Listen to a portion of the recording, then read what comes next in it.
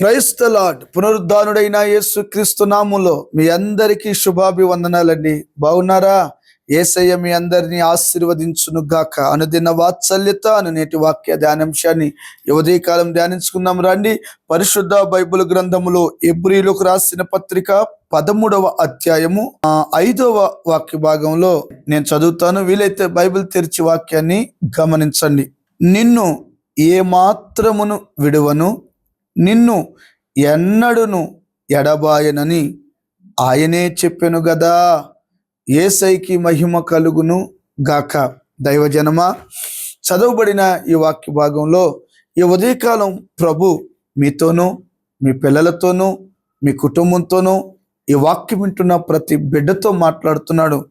ప్రభు చెప్పాడు, నిన్ను ఏమాత్రము విడవను, నిన్ను ఎన్నడూ ఎడబాయను.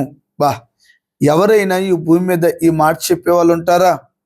ఒకవేళ మీ మామయ్య గారు చెప్పినా, అధికారే చెప్పినా రేపేమవుతుందో ఆయనకు తెలుసా? మనుష్యుని జీవము ఏ పాటిది? మనుషులు నేనున్నాను అంటారు, కష్టకాలంలో పారిపోతారు. మనుషుల మీద ఆధారపడొద్దండి. ఇక్కడ పరిశుద్ధాత్మ దేవుడు పౌలు గారి ద్వారా రాయించిన మాట ఏందో తెలుసా?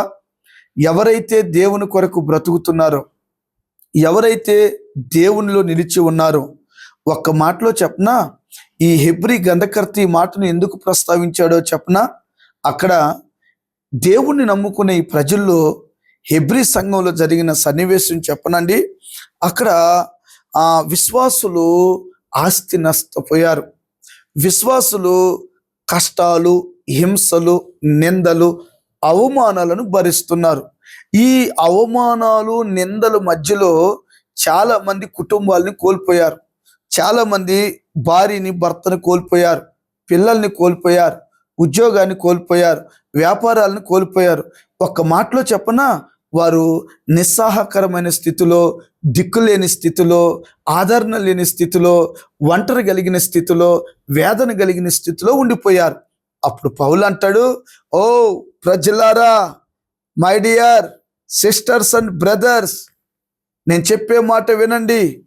ప్రభువే చెప్పాడు కదా, హలో, నిన్ను ఏమాత్రము విడవను, నిన్నెన్నడూ ఎడబాయను. అదే చెప్పాడు కదండి యెహోషువతో, కలవరపడుతున్న యెహోషువతో, నిన్ను విడవను, ఎడబాయను, నిబ్బరము కలిగి ధైర్యముగా ఉండు. ఎందుకు? నేను మోషేకి తోడుగా ఉన్నట్టు నీకు తోడుంటా. అమ్మా, ఇంకా ఇల్లు కట్టుకోలేదని బాధపడుతున్నావు కదా, ఈ యేసయ్యకి ఇల్లు ఎక్కడుందమ్మా ఈ భూమి మీద? 14 పత్రికలు రాసి ఇంటర్నేషనల్ స్పీకర్గా పేరు పొంది క్రీస్తును పోలి జీవించిన పౌలు గారు 2 ఇళ్లలో రెంటకుండా చనిపోయాడే, అతనికి ఎక్కడుందమ్మా ఇల్లు? ఇంకా పిల్లకి పెళ్లి చేయలేదని, కారు కొనలేదని, జీవితంలో సెటిల్ అవ్వలేదని, ఏమంటే రకరకాల కలవరాల మధ్యలో నువ్వు కన్నీరు కారుస్తున్నావుగా. తుచ్చమైన గురించి ఎందుకు నువ్వు అంత బాధపడుతున్నావు? నీకు ఏ సమయంలో ఏది కావాలో పరలోకమందున్న తండ్రికి తెలియదా? ప్రభు చెప్తున్నాడు ఈ ఉదయకాలం, ఎందుకు పెళ్లి కావట్లేదని కలవరపడుతున్నావు? ఉద్యోగం రావట్లేదని కలవరపడుతున్నావు? ఏమండి, ఇంకా అప్పులు తీర్చబడట్లేదని కలవరపడుతున్నావు? ఒక మాట చెప్పనా, అందరూ తాళాలు వేసుకొని ఇంచుమించు 2 నెలలు బయటికి వెళ్లకుండా ఇంట్లోనే ఉంటే, ఏమండి, రోజు మార్చి రోజు చికెను, మటను, పిస్తా, బాదం అద్భుతంగా తిన్నారండి. ఎప్పుడు? కరోనా సమయంలో. కష్టపడి పనిచేసినప్పుడు తిన్నారా? వాళ్ళు తినలేకపోయారు. కష్టపడి ఎట్టి శాఖరు చేసి 430 సంవత్సరాలు ఐగుప్తులో బానిసలుగా ఉన్నారుగా. ఏ రోజైనా సుఖముందా? కనీసం ఇంత యావల పిండిని మెత్తగా చేసుకుని అప్పటికప్పుడు రొట్టె చేసుకోవడానికి కూడా లేదు, టైం లేదు.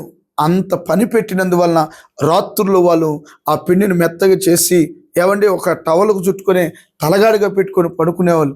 ఉదయకాలం వేస్తే అద్భుతం, భలే రుచి ఉన్నాయి. ఇజ్రాయెల్ దేశంలో కూడా ఇప్పుడు అదే ఫేమస్. ఆ రొట్టెల కోసమే ప్రత్యేకంగా సూపులు వేసుకొని తింటారు. చూసావా, శ్రమల మధ్యలో అద్భుతాన్ని సృష్టిస్తాడు ఆయన. మన చార్మినార్ దగ్గరికి వెళ్తే పాయ అని, ఏమండి, బోటీతో తయారు చేసి ఇస్తూ ఉంటారు. దాంట్లో కూడా ఒక రొట్టె వేసుకుంటే మధురంగా ఉంటుంది. నేనేమంటానంటే, నువ్వు కలవరపడకు, కంగారు పడకు, జీవితం ఏమైపోతున్నానని బాధపడకు. ప్రభు చెప్పాడు, నిన్ను విడవను, నిన్ను ఎన్నడూ ఎడబాయను. ఈ వాగ్దానాన్ని పట్టుకొని నువ్వు ధైర్యంగా ముందుకు వెళ్ళు. అయితే ఒకటి, ప్రభుని విడిచిపెట్టొద్దు. ఏ శ్రమ వచ్చినా ప్రతిది ప్రభువు చెప్పు, 1 గంట ప్రార్థన చేయి, ప్రతిరోజు బైబిల్ చదువు. అంతేగాని ఏషియావులాగా భ్రష్టుడిగా ఒక్క పూటి కూటి కొరకు జ్యేష్ఠత్వాన్ని అమ్మి వేసుకున్న వాడిలాంటి ఆ భ్రష్టత్వమైన మనసు ఉంటే తొలగించుకో. జ్యేష్ఠత్వాన్ని అమ్మేసుకున్నాడంటే ఆడంత పనికిమాలినోడు. చూడండి ఈ రోజున ఏమండి, జ్యేష్ఠత్వం అంటే జ్యేష్ఠులు, ఈ రోజున పరిశుద్ధాత్మ పొందిన ప్రథమ జ్యేష్ఠులు కూడా తుచ్చమైన వాటికి తన యొక్క లైఫ్ని అమ్మేసుకుంటున్నారు. చిచి, మీరు అలా ఉండొద్దు. డబ్బుకు అమ్ముడు పోవద్దు. ఏమండి, రకరకాల వాటికి బానిస కావద్దు. లోకానికి సౌఖ్యానికి బానిస కావద్దు. నీ ఉన్న స్థితిలో మౌనంగా కనిపెట్టు. చూస్తున్న దేవుడు అద్భుతాన్ని చేయబోతున్నాడు. నిన్ను చూస్తున్న దేవుడు నీ అవసరాలు తీర్చబోతున్నాడు. ఏమండి, మేము చిన్నప్పుడు సండే స్కూల్ భలే స్టోరీ చెప్పేవాళ్ళు. క్రిస్మస్ పండుగ రోజు అంట డ్రెస్ లేదంట. మేము చిన్నగా ఉన్నప్పుడు చెప్పేది మా టీచర్ గారు ఒక ఆమె. ఏమండి, ఆమె ప్రార్థన చేసుకుంటే తండ్రి లేడు.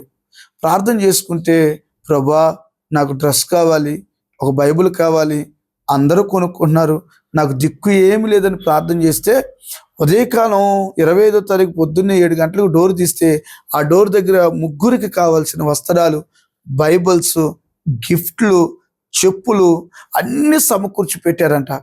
15 సంవత్సరాల వరకు కూడా అంటండి ఎవరిచ్చారో తెలియదంట. నేనంట ఆయన నిన్ను విడవడు, ఆయన నిన్ను ఎడబాయుడు, ఆశ్చర్యకరమైన సహాయాన్ని నీకు పంపుతాడు. సారేపతి ఎదవరాలను పోషించినట్లుగా ఏవండి ఆ నయమాను కొడుకు ఒక్కడికే స్వస్థత కలిగినట్లుగా నా దేవుడు మీ అందరినీ పోషించి కాపాడి నడిపించును గాక. తలలు వంచండి, ప్రార్థన. ప్రేమ కలిగిన మహాపరిశుద్ధుడు అయిన తండ్రి, నీకు వందనాలు. మీరు చెప్పారు విడవను, ఎడబాయను, నిబ్బరము కలిగి ఉండమన్నారు. ఆ నిబ్బరం లేక ప్రజలు సతమతం అవుతూ ఉండగా మీరు కృపనిచ్చి సహాయం చేసి పోషించమని యేసు నామమున అడుగుచున్నాము తండ్రి, amen. Thank you. God bless you. దేవుడు మీ అందరినీ దీవించును గాక. ఆమెన్.